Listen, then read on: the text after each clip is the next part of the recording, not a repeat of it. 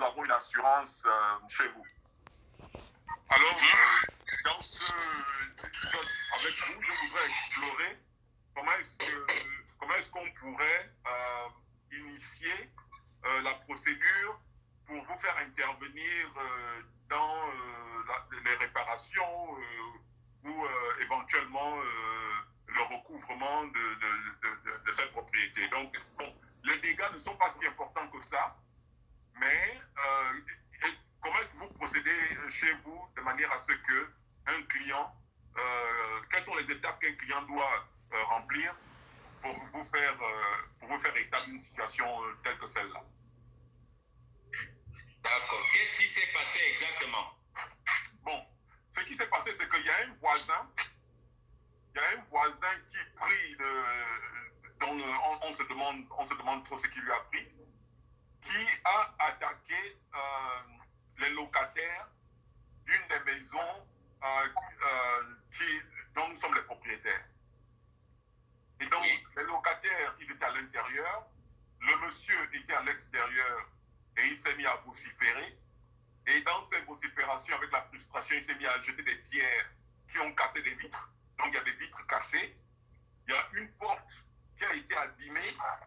Et il y a une plaque, vous savez, les plaques qui sont à l'entrée des résidences, qui annoncent souvent, par exemple, chez nous, c'est écrit résidence Jean-Bernard Bicabim, qui est le nom de notre père. Et il y a une plaque qui est sur le mur, et il a arraché la plaque et il a détruit cette plaque-là. Donc, c'est un peu ce genre de dégâts qui ont été faits. Donc, les vitres cassées, il y a à l'extérieur de cette vitre-là qui a été cassée, il y avait une espèce de protection contre moustiques. Vous savez, les petites protections contre moustiques, là, ça n'a pas coûté si cher que ça. Donc, ça a été déchiré naturellement. Il a déchiré avec les cailloux et c'est comme ça qu'il a pu atteindre les vitres et la pierre est tombée à l'intérieur de la maison. Donc, il y a quelques vitres à remplacer. Il y a la porte d'entrée qu'il a essayé de fracasser, mais comme la porte est protégée par une grille de fer, donc il n'a pas pu forcer la porte, mais en dessous de la porte, il y a des dégâts. Donc, la porte, il va falloir la réparer chez un menuisier, j'imagine. Il va falloir faire un devis sur le nombre de fenêtres qui ont été cassées et nous voudrons envoyer un huissier de justice sur place demain de manière à nous faire un compte rendu total. Parce que nous, pour l'instant, nous n'avons que des photos. Vous voyez? Donc, nous n'avons que des photos qui fassent état de la situation.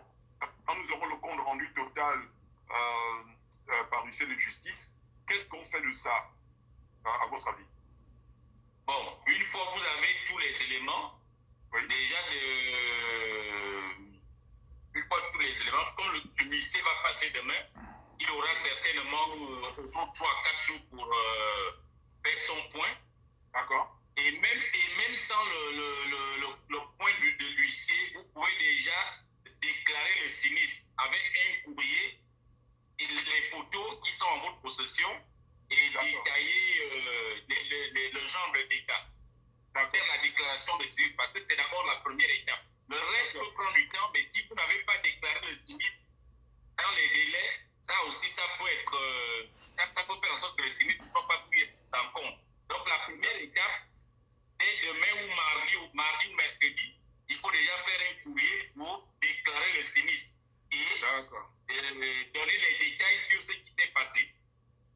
D'accord. Avec les photos. Oui, les photos, nous les avons. Les photos, nous les avons déjà. Donc, je suis en train de prendre des notes là. Donc, la déclaration de sinistre, je peux commencer à la mettre sur point ce soir. À qui je l'adresse?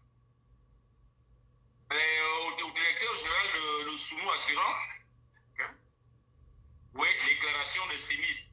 Il y a eu telle chose, voilà ce qui s'est passé. Donc, tous ces détails-là, et après, joindre les photos et la maison en question, son contrat.